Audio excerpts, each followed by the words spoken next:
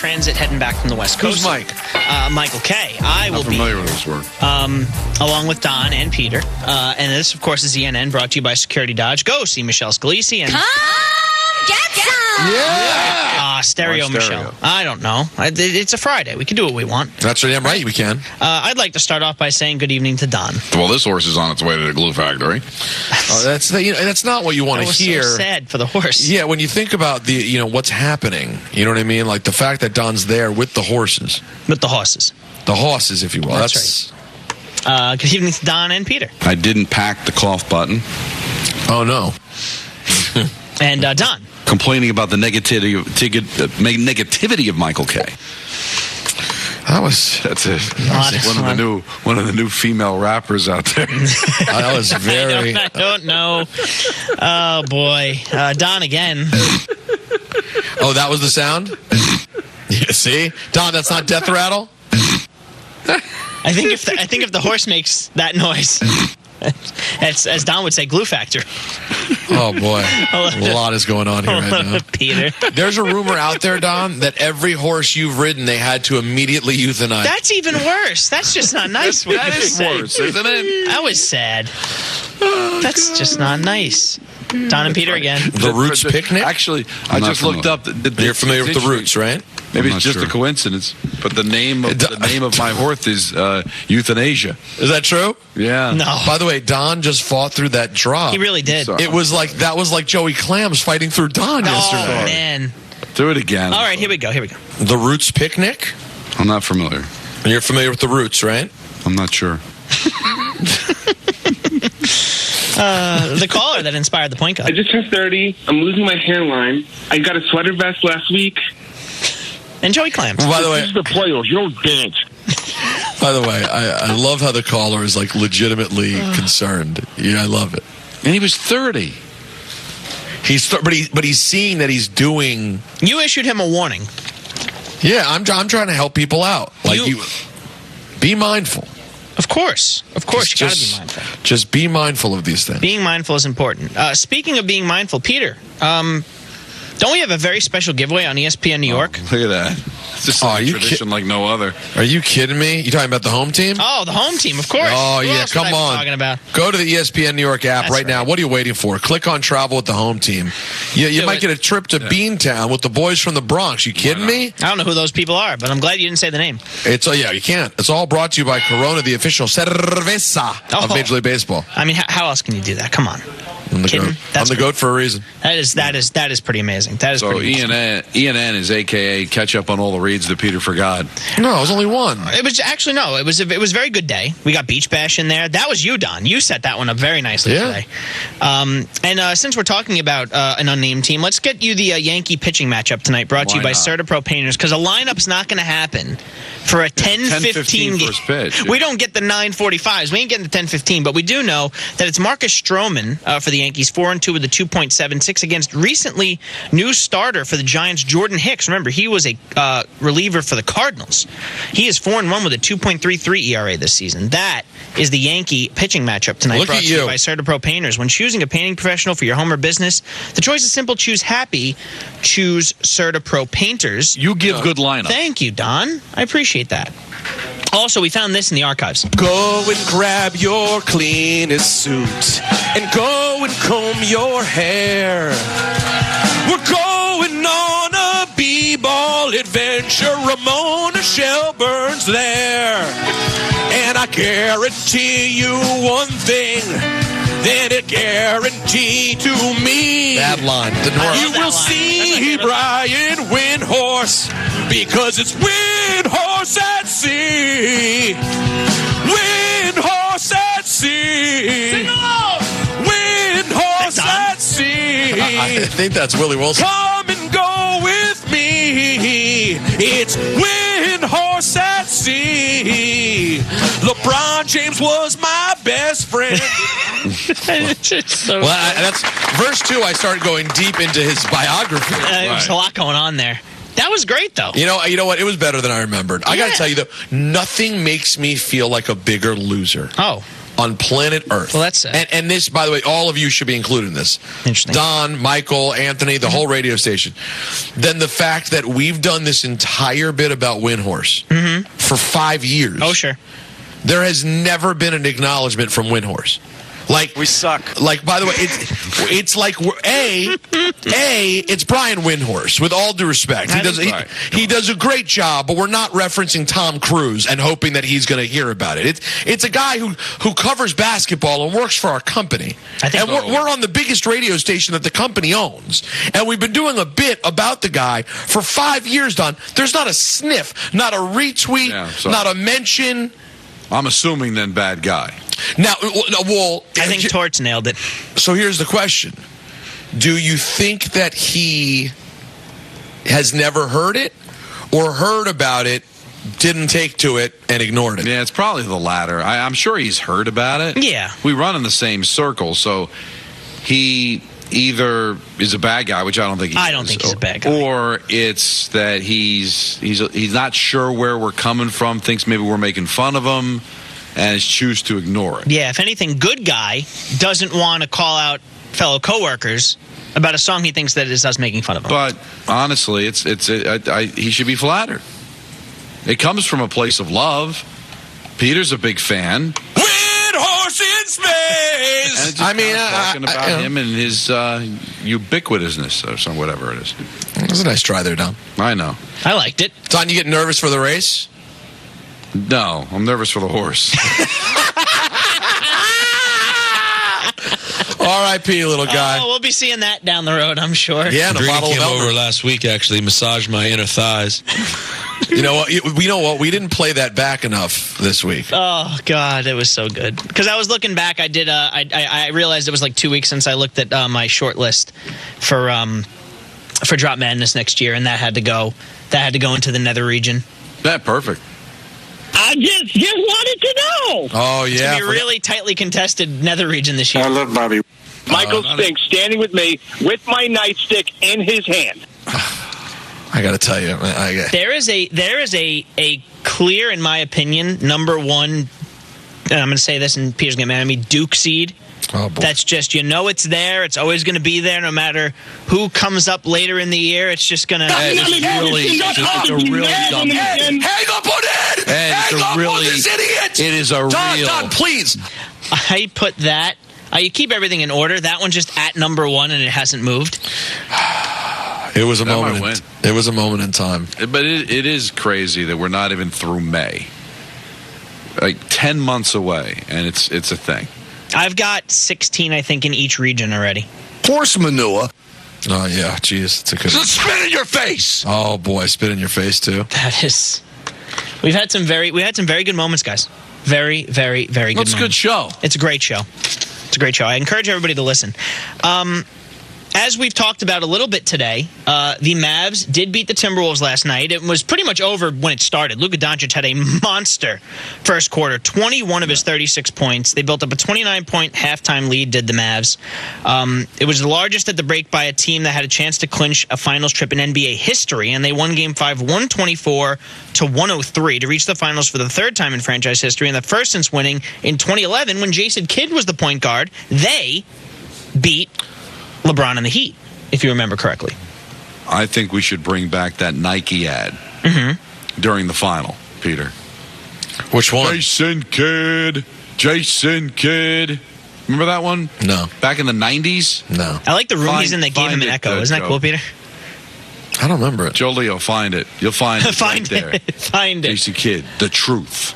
Well, here's It's a really good spot. Find it, Joe. Find it. You need to make up for earlier. Oh, wow. Don still remembers. Don never forgets. Find it. The comfortable Joe Leo.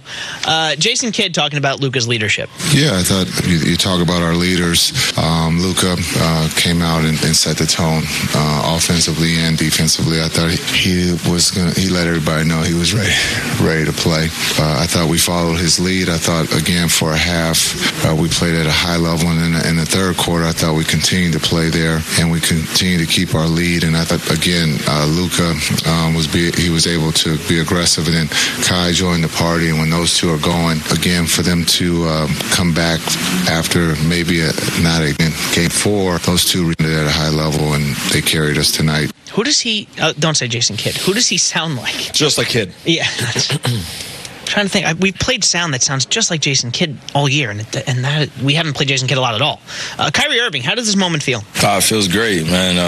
Definitely don't take this moment for granted because of how hard we had to work to get here, and we had to earn our spot into the NBA Finals. And we had to go against some great opponents, and I feel like they got us better as a team. They really challenged us on the defensive end, made us focus in, and I thanked every single one of them, like I did the previous 2 series, for making me better. And it has been 7 long years, but it's also felt like the right amount of time, in order to reward myself, be in the locker room with my teammates and enjoying it. A long time coming, so we are going to enjoy this, but we obviously know this is just a pit stop in the journey, and we got to get ready for that court turning gold, as I like to say. As a kid, that's what you dream of, getting to is the finals and being able to play against the best of the best with the whole world watching.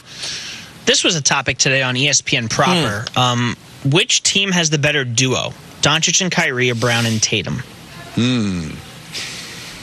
I don't know if I have a clear answer to this. It's a very good question. It's what makes this such a thrill, honestly. I lean Mavs. Yeah, I do too. Because I really like Brown. And Tatum is a superstar, regardless of whether people think he's like a top 5 superstar or not. But Doncic and Kyrie, man, when Kyrie's playing like this, that is a tough duo to beat, as the West just saw. Peter, you're a Celtic fan. Do you have is it hard for you to? Well, let's see.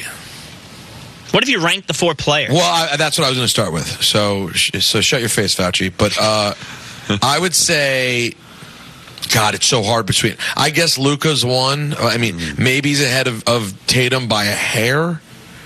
But then if that's true, I mean, honestly, these days people think Tatum's only ahead of Brown by a bit. And by the way, how far off is Kyrie from any of... And Kyrie on a day could be 2. On a day, he could be 1. Could be, yeah. On the right day? Yeah. There are days when you watch Kyrie and you go, no one in the league can stop this guy. He's perfect. So I'll tell you what, it's a really fun debate, but the truth is anyone acting like they have a real answer is lying. Those 4 players are... I don't care. I know Jaylen Brown wasn't all NBA, which is just insane, but I don't care what they say. Those 4 guys are 4 of the best, 10, 12 players in the league. It should be. I think you're right on this, Peter, whereas there was a lot of blowouts and even though that there were some close series, there were a lot of games that ended up being blowouts. You look at the Knicks-Pacers series, how many of those games ended in blowouts at the end? This is going to be what should be a very competitive NBA Finals. I think it's going to be fantastic. I can't wait. Still don't know if I'm going, but hopefully I'll find out. You haven't heard? Well, you got a while. You got to wait. You do have a while. Yeah, my hope would be they tell it like Monday. They say they got to. If I'm going to go to game 1 next Thursday, I got to know.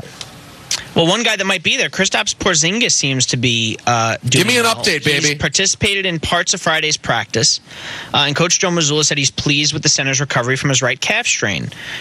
They said they're kind of confident where he's at right now. That's not nothing. Kind of confident? Kind of wanted better. He's out there shooting, went through a couple drills in practice, progressing well. You have the time to kind of ramp him up slowly. I know. That's what I'm saying. I thought he'd be completely good to go at this point.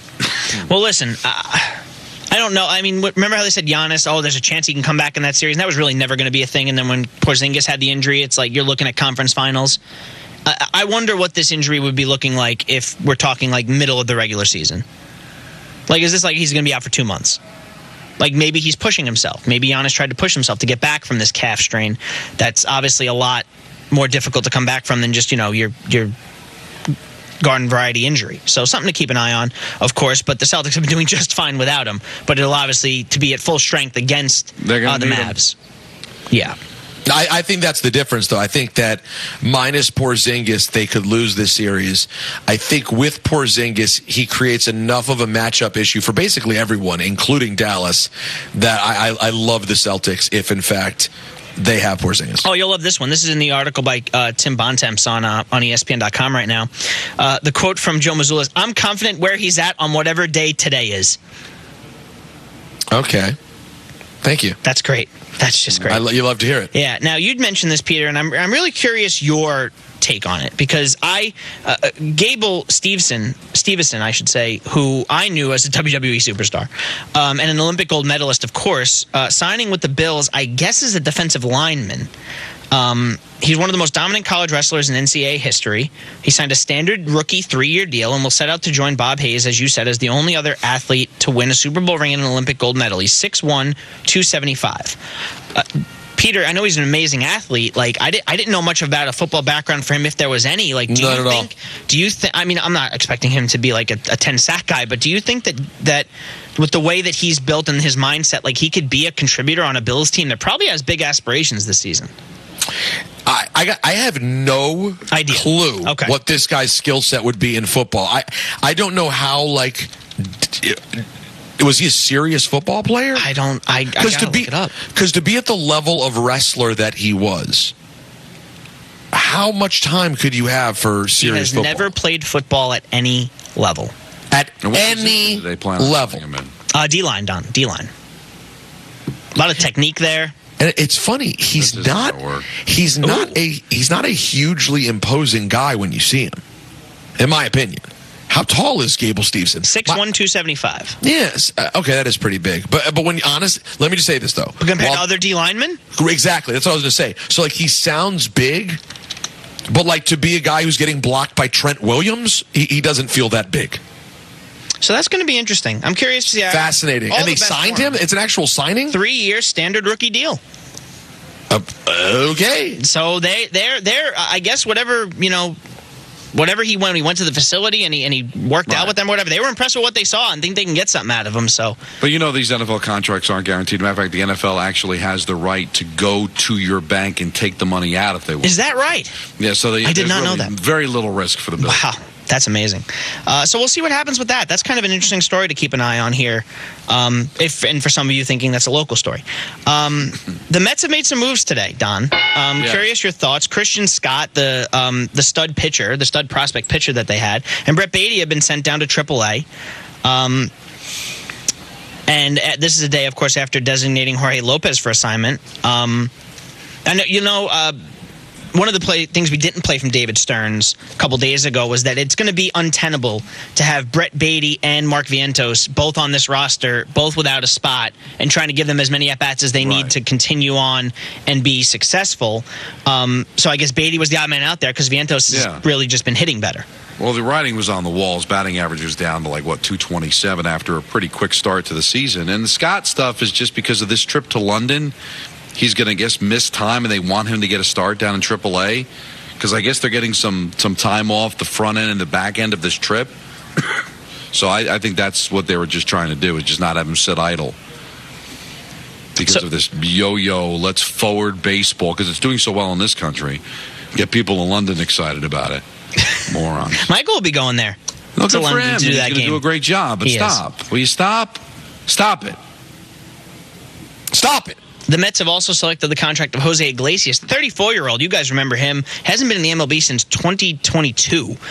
So he is now up from the Syracuse Mets. And Stearns also said they're going to need a middle infielder. That certainly fits the bill. And the Yankees actually traded Luis Torrens, a catcher, to the Mets for cash. And they designated the Mets Omar Narvaez for assignment. So they're also making a change at catcher. So a couple of shakeups here on this roster. Yeah, well, it's time, right? Let's shake it up. Not everything that you were looking for right away, Don, but I'm assuming that's going to happen soon. Pete Alonso actually ended up hitting a pinch hit double. Give me some good news. Oh, there you go. And the Mets won that game against the Diamondbacks last night on a J.D. Martinez home run to break a 2-2 tie. And they get a chance to do it again tonight at Citi Field. Do you guys think Richard was excited last night? You think that the Mets game... what was Rich... What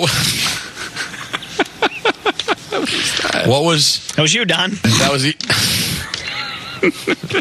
Don, you get nervous for the race? No, I'm nervous for the horse.